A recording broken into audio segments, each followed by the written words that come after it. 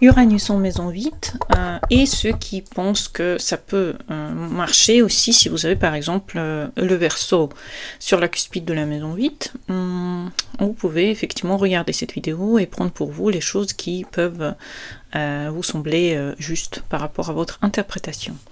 Donc la maison 8, c'est quelque chose qui parle justement des crises personnelles, des crises liées à notre vision du monde généralement, et au fur et à mesure de notre existence, cette vision elle évolue, elle change, et effectivement certaines personnes le vivent moins bien que d'autres, ils veulent changer moins vite que les autres.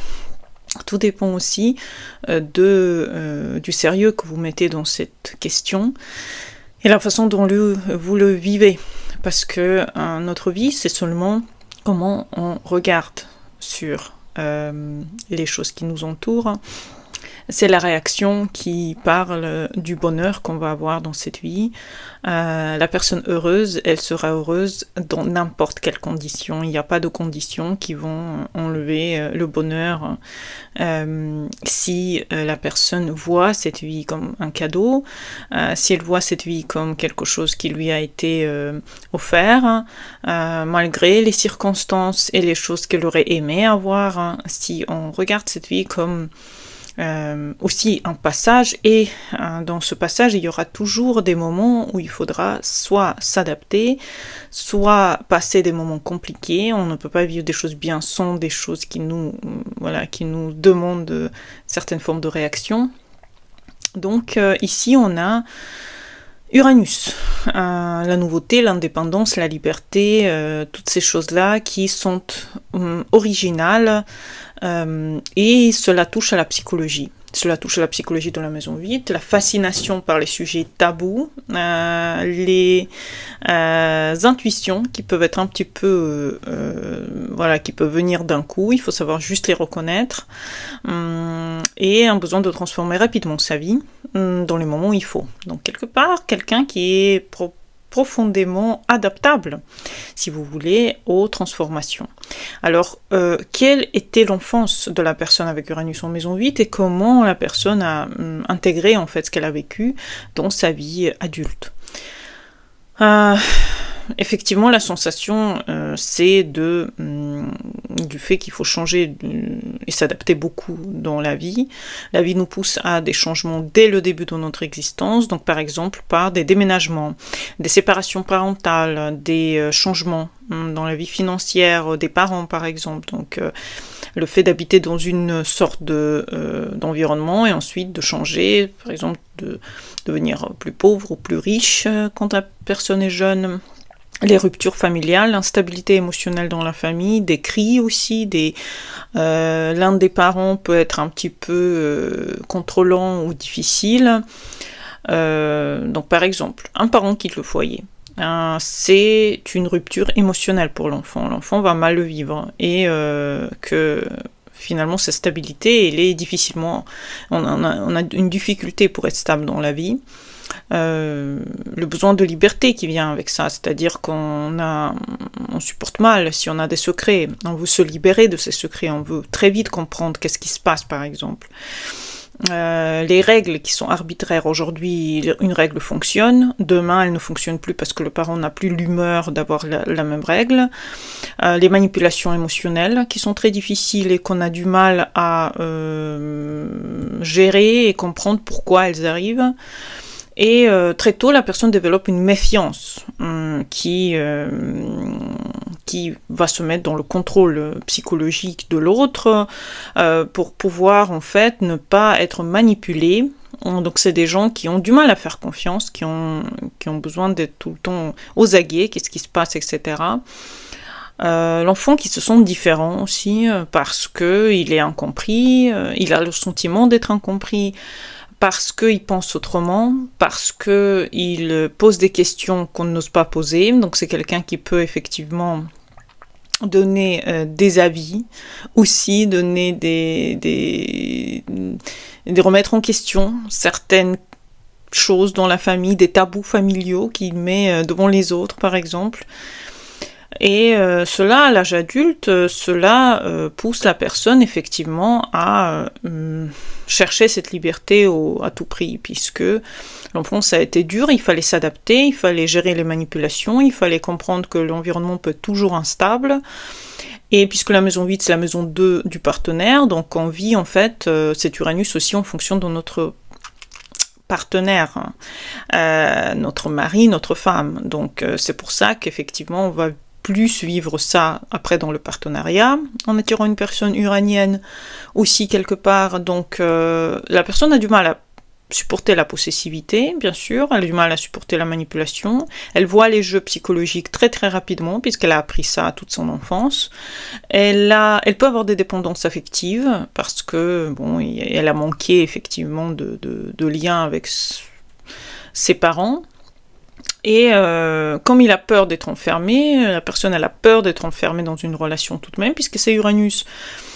Elle peut elle-même provoquer des ruptures pour ne pas que ça aille trop loin et pour ne pas que ça devienne trop étouffant. Donc en même temps, on essaie de contrôler la relation, on essaye d'imposer nos règles, on essaye de mettre dans la relation quelque chose pour qu'on ne soit pas toujours ennuyé dedans. Mais en même temps, dès qu'on sent qu'il y a quelqu'un qui veut nous empêcher notre propre liberté, on s'en va du couple et on se dit non, mais ça ne me convient pas, vaut mieux être seul que mal accompagné, vaut mieux être seul complètement. Donc c'est ça qui est difficile aussi, c'est que très vite on coupe le lien dès qu'il y a une certaine difficulté, dès qu'il y a une certaine forme donc on est heureux. On est malheureux quand on est seul parce qu'on a besoin de liens stables, mais on est aussi malheureux quand quelqu'un nous enferme dans nos propres règles. Pareil pour l'intimité. Dans l'intimité aussi, c'est un espace d'exploration. On a envie d'expérimenter de plus en plus de différentes choses. La personne essaye de découvrir qu'est-ce qu'elle aime. Elle cherche une connexion mentale avec le partenaire, mais le truc c'est que le partenaire peut être très très très détaché de la relation intime aussi, puisque c'est Uranus qui est dedans. Donc en fait... c'est compliqué de savoir qu'est-ce qu'on veut, comment on voit la relation, à quel point on veut être libre ou pas dans cette relation. Tout ça, ça pose des problèmes. Pareil pour les finances, les variations importantes dans les gains d'argent. Les gains sont inattendus et les pertes aussi inattendues, des changements radicaux. Parfois on est très haut, parfois on est très bas.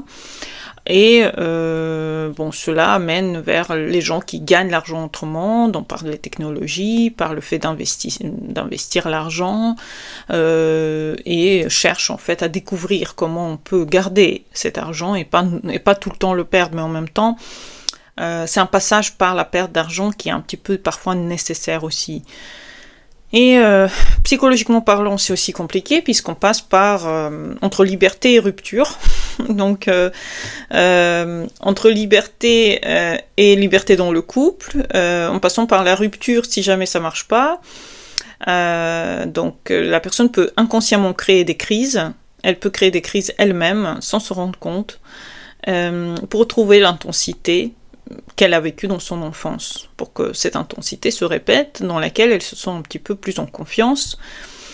Parfois aussi une peur de la routine, puisque la routine peut vouloir dire souffrance. Comment donc vivre cela mieux dans l'âge adulte ? C'est compliqué avec les planètes hautes, puisque c'est compliqué d'agir dessus, mais on peut par exemple dire d'abord il faut évoluer, faire évoluer donc sa vie en fonction de vos besoins psychologiques aussi. Et il faut le faire régulièrement. C'est pas la peine d'attendre une crise majeure pour développer quelque chose dans votre vie. Il faut se demander souvent qu'est-ce qui n'est plus possible pour moi, qu'est-ce que je ne supporte plus, qu'est-ce que je voudrais qu'il change dans mon environnement, qu'est-ce qui mérite d'être renouvelé, qu'est-ce qui mérite d'être différent, et ne pas attendre une crise, ne pas attendre soi-même d'être malheureux et frustré pour que quelque chose change. Provoquer ces changements quelque part, c'est important. La liberté, c'est quelque chose que vous pouvez atteindre et vivre avec. Et ça consiste pas à fuir à chaque fois un engagement et dire, bon, chaque fois qu'il y a quelqu'un qui veut s'engager avec moi, je vais fuir, mais respecter en fait la liberté dans votre engagement, c'est aussi possible de discuter avec le partenaire pour avoir ce genre de, quelque part de règles, entre guillemets, non dites ou dites, pour que votre relation soit libre aussi, pas dans le sens que vous pouvez aller faire ce que vous voulez, le partenaire aussi, après vous faites ce que vous voulez, mais dans le sens que chacun a le droit d'exister pleinement comme il veut, sauf que vous aussi, vous devez accepter que l'autre existe comme il veut. Vous voyez, ça c'est un gros truc qui manque parfois peut vous manquer, c'est-à-dire vous voulez que l'autre soit exactement comme vous voulez, mais vous voulez que lui vous laisse en paix. Donc il faut savoir comment vous pouvez gérer ça. Vous devez donner la liberté autant à l'autre que l'autre vous donne. C'est tout à fait ça. Si par exemple vous n'aurez pas supporté que quelqu'un regarde votre portable quand vous n'êtes pas là, eh ben ne le faites pas non plus. Quelque part donner à l'autre ce que vous aurez voulu recevoir aussi. Utilisez votre intuition, utilisez votre vision de l'avenir, hein, puisqu'il y a un truc avec Uranus, c'est la vision de l'avenir, c'est un talent naturel pour la psychologie, pour l'astrologie évolutive par exemple, pour les nouvelles technologies, la science, la recherche, la psychiatrie aussi, les approches thérapeutiques. Vous devez explorer différentes choses et voir à l'intérieur quelles sont les choses dans lesquelles vous pouvez évoluer et utiliser votre Uranus pour qu'il serve à des trucs plus hauts que vous. Parce qu'Uranus, c'est quand même quelque chose qui doit servir plus que juste dans votre couple. Et il ne va pas pouvoir s'ouvrir complètement dans votre couple si vous l'utilisez seulement pour crier et instaurer des limites dans le couple. L'Uranus doit aller plus loin, donc effectivement, il faut vraiment l'utiliser dans votre travail. Transformer les crises que vous avez en innovations différentes. Par exemple, quelle version de vous-même peut finir pour donner la place à une nouvelle version de vous-même.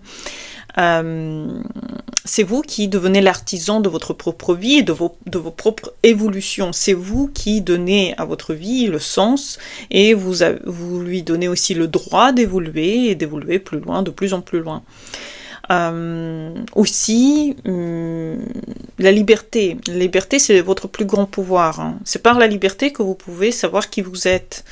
Mais pour aller dans ces profondeurs, il faut savoir aussi se libérer de beaucoup de choses qui viennent probablement de vos parents, de vos proches. Donc il faut se transformer, il faut aller de l'avant, il faut utiliser votre pouvoir dans le travail que vous pouvez faire, hein, et évoluer. Allez en consultation, évoluez le plus que vous pouvez, parce que c'est ça qui va permettre votre, quelque part, esprit de s'ouvrir et de donner le meilleur de lui-même. J'espère que vous avez aimé cette vidéo, à bientôt pour les nouvelles, bonne journée à vous, et au revoir.